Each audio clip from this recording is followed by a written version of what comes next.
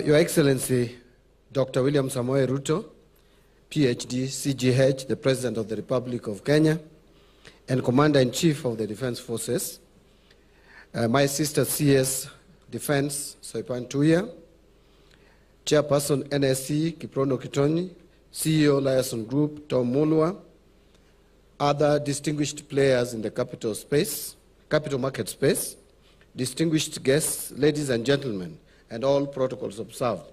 Good morning.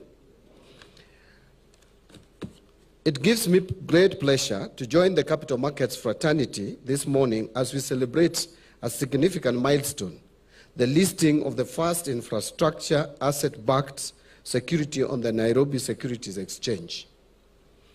Your Excellency, today's bell ringing ceremony is a clear reflection of the growing strength and maturity of our capital markets, which are increasingly positioned to support diverse financial needs across both public and private sectors.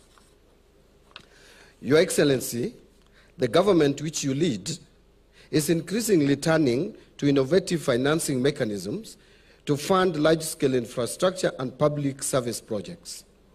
As the financial needs of the government continue to outpace available public resources, private sector participation has become a critical tool in addressing infrastructure gaps, enhancing service delivery, and promoting sustainable development.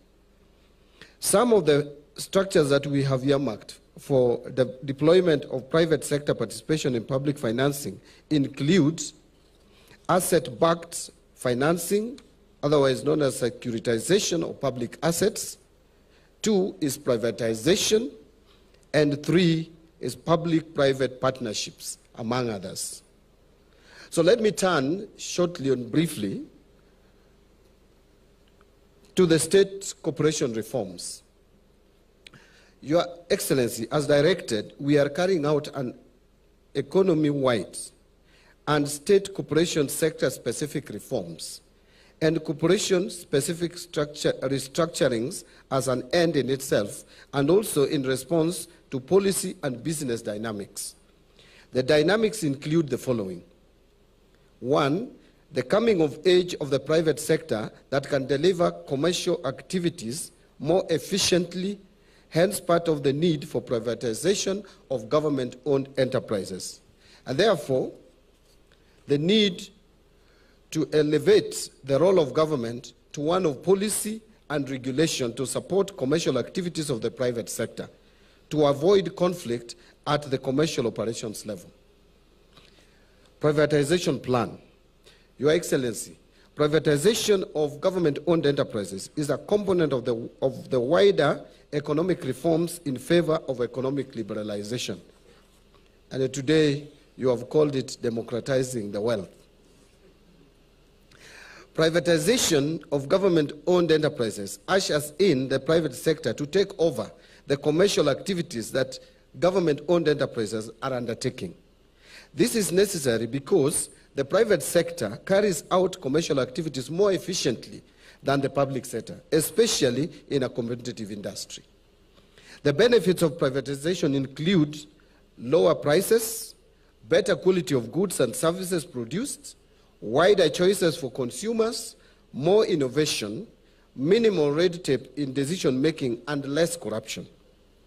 To safeguard these benefits of privatization, the government has a social obligation to maintain a fair business environment through appropriate regulations and policies.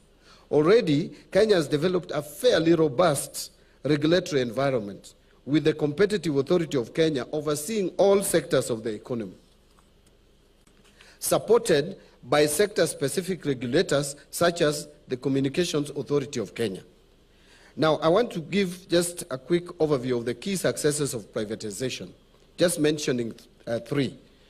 Over the period that Kenya has undertaken privatization of government-owned enterprises, notable successes include A. KenGen. KenGen was privatized through listing in the Nairobi Securities Exchange in the year 2006 through an IPO that raised 7.8 billion Kenya shillings. Subsequently, the company raised additional 54 billion Kenya shillings from the capital markets through listing of additional shares and issuance of a Kenya shillings 25 billion infrastructure bond. The company has benefited immensely by having KenGen as a listed company. The country has benefited immensely by having KenGen as a listed company. The ability to raise funds from the capital markets has helped the company fund major electricity generation projects, especially from renewable sources, enabling the country to produce most of its electricity from green sources. From the efficiencies built through infusion of private sector practices, KenGen has been able to stabilize electricity supply in Kenya by increasing installed capacity from 945 megawatts in 2006 to 1,904 megawatts in 2023, mostly from renewable sources and most of the financing coming from the capital markets. KCB. KCB Group was among the first owned enterprises to be privatized by the government of Kenya through issuance of shares through the stock exchange in 1988. 35 years later, the bank now operates in 7 countries, 598 branches opened, 33 million customers, and over 12,000 employees. The entire growth of the bank was financed internally and largely from raising funds in the capital markets. The privatization of KCB remains one of the key success stories in Kenya's investment optimization decision since independence. And lastly is Safaricom PLC. The government of Kenya established Safaricom in 1997 as a fully owned subsidiary of Telecom Kenya. The private sector was then invited to take a stake in the company through a 40% acquisition by Vodafone Group PLC in May 2000, and a public offering of 25% shares through the Nairobi Securities Exchange in 2008. So privatization of Safaricom has led to the company's growth to becoming a leading communication company in Africa with over 42 million customers connected to its network and supporting over 1.2 million jobs both directly and indirectly, while its total economic value is estimated at Kenya shillings 400 billion or $3.2 billion based on its 2024 audited financials. The company is one of the most premium stocks at the Nairobi Securities Exchange with annual revenues of close to Kenya shillings 371 billion or 2.8 Kenya shillings 371 billion or $2.8 billion as at March 2025. In closing, Your Excellency, as a ministry, we remain fully committed to supporting the growth and deepening of capital markets.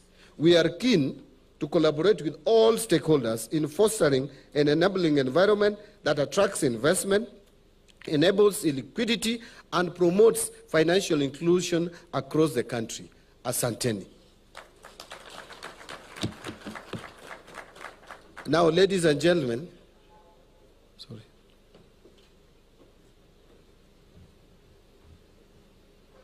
allow me at this juncture and put your hands together as we welcome His Excellency the President to come to the stage and address us and ring the bell. Thank you very much.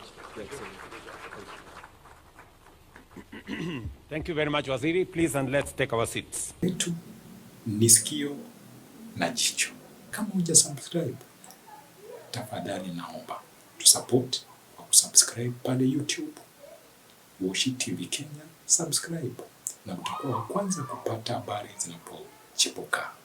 Pia tufuatilie kwenye social media nyingine zote, Washy TV Kenya, pale Facebook, pale TikTok, pale Instagram, tufuatilie pale, na tunashukuru kwa kuwa mtazamaji bora. Hadi wakati mwingine, jina langu ni Washington Mwange.